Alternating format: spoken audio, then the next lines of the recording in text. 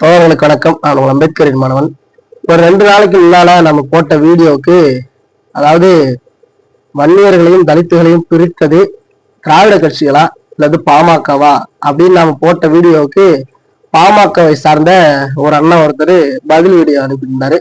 Sorry, ஒரு சின்ன திருத்தம், அது பதில் வீடியோ இல்ல, பதில் சொல்ல தெரியாம வேற எதையோ பேசி அதை மறுப்புல வீடியோ ஒண்ணு போட்டிருந்தாரு.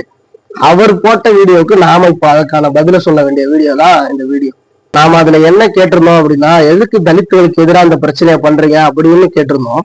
ஆனா அவர் கீழ்வெண்மணி படுகொலை, மாஞ்சோலை படுகொலாம் எடுத்துட்டு வந்து பேசியிருக்காரு. சரி, பேசுவோம் அதை பத்தி.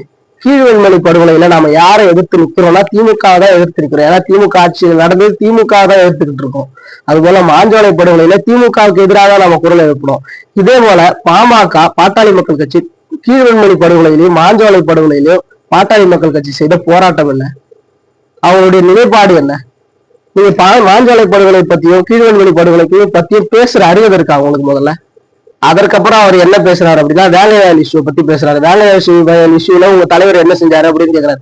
வேலைவாய்ப்பு இஷ்யூல விடுதலை சிறுத்தைகள் தவிர, கம்யூனிஸ்ட் கட்சி விடுதலை சிறுத்தைகள் தவிர வேற யார் அங்க குரல் கொடுத்தது? விடுதலை சிறுத்தைகள் கட்சி கடைசி வரைக்கும் அந்த களத்துல நின்னாங்க. அந்த பாதிக்கப்பட்ட மக்கள் மேலேயே குற்றம் சுமத்துனதோ அதை எதிர்த்து நின்னதோ விடுதலை சிறுத்தைகள் கட்சி தான். கடைசி வரைக்கும் தலைவர் எதிர்த்து தான் நின்னாரு. அது திமுக எதிர்த்து தான் நின்னாரு. அதிமுக ஆளுங்கட்சி இல்லையே, திமுக தானே ஆளுங்கட்சி. திமுக எதிர்த்து தான் அந்த கண்டன குரல் எழுப்பினாங்க. அன்புமணி ராமதாஸ் என்ன பண்ணாரு?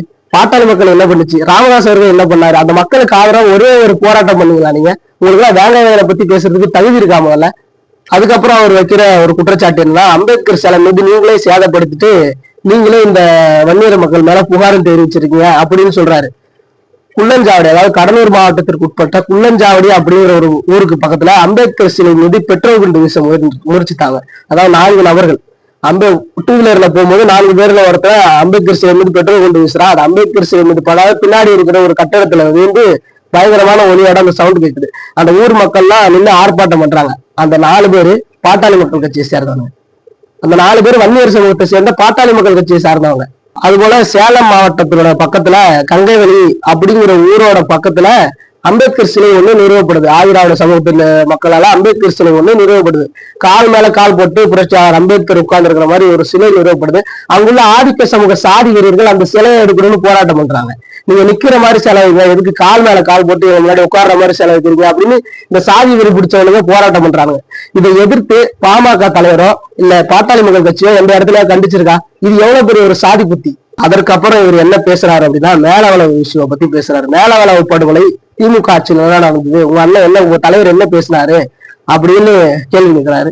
மேலவளவு படுகொலை திமுக ஆட்சியில நடந்தது அப்படிங்கிறத தாண்டி மேலவளவு படுகொலையில் படுகொலை செய்யப்பட்ட மேலவளவு முருகேசன், ஊராட்சி மன்ற தலைவர் மேலவளவு முருகேசன் ஒரு திமுக நிர்வாகி. அன்றைக்கு திமுகவை எதிர்த்து சமரசம் இல்லாமல் போராட்ட களத்தில் ஈடுபட்டவர்கள் விடுதலை சிறுத்தைகள், போராட்டத்தை நடத்தியவர் திருமாவளவன். இதெல்லாம் தெரியுமா உங்களுக்கு? மேலவளவு படுகொலை ஒரு ஜனநாயகத்திற்கு எதிரான ஒரு பேரவலம். அந்த ஜனநாயகத்திற்கு எதிரான ஒரு பேரவலத்துல சாதி வெறி பிடிச்ச இந்த நாய்களை கண்டிக்க கூட துப்பு இல்லாம அன்னைக்கு அன்புமணி ராமதாஸ் அவர்களும் பாட்டாளி மக்கள் கட்சி வாய்மொழி கறந்துச்சு. உங்களுக்கு மேலவளவு படுகொலையை பத்தி பேச ஏதாவது அருகதை இருக்கா? இதற்கு அப்புறம் அவர் என்ன பேசுறாரு அப்படின்னா, ஆம்சாங் அவர்களை எனக்கு உங்களுக்கு ரொம்ப பிடிக்கும், ஜெகன்மூர்த்தி அவர்களை எங்களுக்கு ரொம்ப பிடிக்கும் அப்படின்னு சொல்றாங்க. உண்மையிலே இவருடைய ஒரு அரசியல் தந்திரம் என்ன தெரியுமா? தலித் லீடர்ஸ் வச்சு ஒரு மிகப்பெரிய தலித் லீடர்ஸை எதிர்க்கிறது தான் இவங்களோட அரசியல் தந்திரம். அதே அரசியல் தந்திரம் தான் இங்கேயும் ஆம்சாங்கையும் ஜெகன்மூர்த்தி அவர்களையும் வைத்து திருமாவை எதிர்க்கிறாங்க. உண்மையிலே கசப்பா இருந்தாலும் இதை நம்ம சொல்லிதான் ஆகணும். ஏன்னா ஆம்சாங் அண்ணனுக்கும் நமக்கும் ஒரு மிகப்பெரிய முரண்பாடு கிடையாது, ஜெகன்மூர்த்தி அண்ணனுக்கும் நமக்கு ஒரு மிகப்பெரிய முரண்பாடு கிடையாது. ஆம்சாங் அண்ணனும் ஜெகன்மூர்த்தி அண்ணனும் வட மாவட்டங்கள்ல ஒரு வீரியமான அரசியலை கண்டவர்களா அப்படின்னா மனக்கசப்பா இருந்தாலும் அதுதான் உண்மை. அவங்க வந்து வட மாவட்டத்துல ஒரு வீரியமான அரசியலை இதுவரைக்கும் பண்ணல. ஏன்னா இன்னைக்கு நம்ம வட மாவட்டங்கள்ல பல கிராமங்கள்ல இன்னைக்கு ஆம்சாங் அண்ணன், ஜெகன்மூர்த்தி அண்ணன் அப்படின்னு சொன்னாலே தெரியாத நிலை வந்து மக்களுக்கு இன்னும் நிறைய பேர் இருக்காங்க. ஏன்னா இவங்க சேரி கொடுத்தும் போது இன்னைக்கு இவங்க ஏன் தலைவர் திருமாவை எதிரியா பாக்குறாங்க அப்படின்னா, தலித் மக்களுடைய சேரிகள் எரிக்கப்படும் போதும், தலித் மக்கள் மீது வன்கொடுமைகள் நிகழ்த்தப்படும் போதும், இந்த பாமக சாதி வெறியர்களால் தலித் மக்கள் பாதிக்கப்படும் போதும் அங்க களத்துல நின்று குரல் எழுப்புற ஒரே ஆள் தலைவர் எழுச்சி தமிழர் அவர்கள் மட்டும்தான். எந்த சேரி கொடுத்தப்பட்டாலும் அங்க எழுச்சி தமிழர் நிற்பாரு. எந்த தலித் வன்கொடுமை நிகழ்த்தப்பட்டாலும் அங்க எழுச்சி தமிழர் நிற்பாரு. ஏன்னா எல்லா இஷ்யூக்கும், சின்ன சின்ன இஷ்யூக்கும் தலைவர் வந்து அங்க நிக்கிறதால இவங்க வந்து பாமகவுக்கு வந்து ஒரு மிகப்பெரிய எதிரியாக தலைவர் எழுச்சி தமிழர் அவர்கள் கட்டமைக்கப்படுகிறார். இதுக்கப்புறம் அண்ணன் ஒரு கொஸ்டின் வச்சாரு பாருங்க, எனக்கு அப்படியே சிரிப்பு வந்துருச்சு. தென் மாவட்டங்கள்ல எதுக்கு உங்க தலைவர் போக மாட்டேங்கிறாரு, தென் மாவட்டங்கள் உங்க தலைவர் போனா விரட்டுருவாங்களா அப்படின்னு போக மாட்டேன். ஏன்னா கட்சி ஆரம்பிச்சதே தென் மாவட்டத்துல தானே, கட்சி ஆரம்பிச்சதே தென் மாவட்டத்துல தான். தலைவர் எழுச்சி தமிழர் அவர்களுடைய காலடி படாத தென் மாவட்டங்கள்ல அவருடைய காலடி படாத கிராமங்கள் ஏதாவது உங்களுக்கு தெரிஞ்சிருந்தா சொல்லுங்க. ஏன்னா இன்னைக்கு விடுதலை சிறுத்தைகள் கட்சியினுடைய கிளை இல்லாத கிராமங்களே கிடையாது தென் மாவட்டங்கள்ல. உங்களுக்கு தெரியுமா தெரியாதா? ஏன்னா பாட்டாளி மக்கள் கட்சி தென் மாவட்டங்கள்ல கிடையாதுன்றது எல்லாருக்குமே தெரியும். ஆனா இந்த பாட்டாளி மக்கள் கட்சியை சேர்ந்த இந்த அண்ணன் வந்து நமக்கு பதில் போடுற அப்படின்னு சொல்லிக்கிட்டு இவர் ஏதோ வளர்க்கிட்டு இருந்திருக்காரு, அது நமக்கு தெரிஞ்சிச்சு. ஆனா அவர் கேட்ட கேள்விக்கு நாம பதில் அளிச்சு விட்டோம். ஏன்னா நமக்கு பதில் சொல்ல தெரியாம இல்லை, சரிங்களா? அண்ணன் வந்து ஒண்ணு மட்டும் நல்லா புரிஞ்சுக்கணும். நாங்களும் தலைவர் எழுச்சி தமிழரும் விடுதலை சிறுத்தைகள் கட்சியினரும் ஒருபோதும் வன்னிய மக்களுக்கு எதிரிகள் கிடையாது. ஏன்னா இன்னைக்கு பல வன்னியர் சமூகத்தை சார்ந்த சொந்தங்கள் வந்து விடுதலை சிறுத்தைகள் கட்சியில இணைஞ்சுக்கிட்டு இருக்காங்க. ஏன்னா அவங்களாம் சாதி ஒழிப்பை நேசிக்கக்கூடிய வன்னியர்கள், சாதி ஒழிப்பை நேசிக்கக்கூடிய ஒவ்வொரு வன்னியர்களும் இன்னைக்கு விடுதலை சிறுத்தைகளை வந்து இணைஞ்சுக்கிட்டு இருக்காங்க. பெயரிட்டு கூட நான் சொல்ல முடியும், கடலூர் மாவட்டத்துக்கு உட்பட்ட பகுதியிலேயே நான் பெயரிட்டு சொல்ல முடியும் அவங்களெல்லாம். ஆனா சாதி வெறியை மட்டுமே தூண்டுகிற சில நபர்கள் தான் இன்னும் பாட்டாளி மக்கள் கட்சியிலே பயணிச்சுக்கிட்டு இருக்காங்க. ஏன்னா இன்னைக்கு பாமகவோட நிலை அப்படிதான். ஏன்னா சாதி வெறியை ஊட்டி ஊட்டி ஊட்டி ஊட்டி இன்னைக்கு பாமக சரியை நோக்கிதான் போயிட்டு இருக்கு. சமத்துவத்தை பேசி பேசி நீங்க விடுதலை சிறுத்தைகள் ஒரு மேலோங்கிய சமத்துவ பாதையை அடைஞ்சிருக்கு. இதுதான் விடுதலை சிறுத்தைகளுக்கு பாமக ஆனா ஒப்பீடு. அடுத்தது அண்ணன் வந்து என்ன சொல்றாரு, முக்கியமா அவர் என்ன சொல்ல வராரு அப்படின்னா, திமுக எதை செஞ்சாலும் திருமாவளவன் கேட்கவே மாட்டேங்கிறாரு அப்படின்ற ஒரு குற்றச்சாட்டு தான் அவர் அழுத்தி வைக்கிறாரு. வேங்கை வயல் இஷ்யூ, திமுக தான் ஆளுங்கட்சி, யாரை எதிர்த்து திருமாவளவன் குரல் எழுப்பினாரு? திமுக எதிர்த்து ஆளுங்கட்சி எதிர்த்து தான் குரல் எழுப்பினாரு.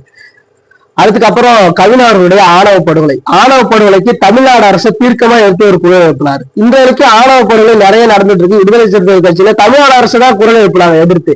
அது போல மிகப்பெரிய விஷயம் என்ன தெரியுமா, சட்டமன்றத்துல முதலமைச்சர் அவர்கள் 12 மணி நேர வேலை மசோதா ஒண்ணு தாக்கல் செய்வதற்காக ஒரு மசோதா கொண்டு வந்தாரு. அதை எதிர்த்து கூட்டணியில் இருந்த விடுதலை சிறுத்தைகள் கட்சியிலும் கம்யூனிஸ்ட் கட்சியிலும் வெளிநடப்பு செஞ்சாங்க. இது மக்களுக்கு விரோதமான மசோதா, இது தேவையில்லை அப்படின்னு. ஆனா பாட்டாளி மக்கள் கட்சியினரும் எதிர்நணியில இருக்கிற பாட்டாளி மக்கள் கட்சியினரும் பாஜகவினரும் உள்ளே உட்கார்ந்து இருந்தாங்க. எந்த இடத்துல எதிர்க்கணுமோ அந்த இடத்துல நாங்க திமுக எதிர்த்துக்கிட்டு தான் இருக்கோம். உங்களை மாதிரி விவசாயிகளுக்கு நலனாக இருக்கிறோம் அப்படின்னு சொல்லிக்கிட்டு பிஜேபி கொண்டு வர்ற வேளாண் மசோதாவை வாயை மூடிக்கிட்டு ஆதரிச்சுட்டு போறவங்க எல்லாம் விடுதலை சிறுத்தைகள் கட்சியினர். பாட்டாளி மக்கள் கட்சிக்கும் விடுதலை சிறுத்தைகள் கட்சிக்கும் நிறைய வேறுபாடு இருக்கு. தலைவர் திருமாவளவன் அவர்களுக்கும் ராமதாஸ் அவர்களுக்கும் நிறைய வேறுபாடு இருக்கு. இவர் சாதி தலைவர், தலைவர் திருமாவளவன் சாதித்த தலைவர். அண்ணன் வர அறிவாளித்தனமா பேசுறேன் அப்படின்னு நினைச்சுக்கிட்டு நமக்கு அறிவுரை சொல்றாரு. நான் இன்னும் ஒண்ணு சொல்றேன், ஆனா நீங்க அறிவுரை சொல்ற அளவுக்கு நான் முட்டாள் கிடையாது, சரிங்களா?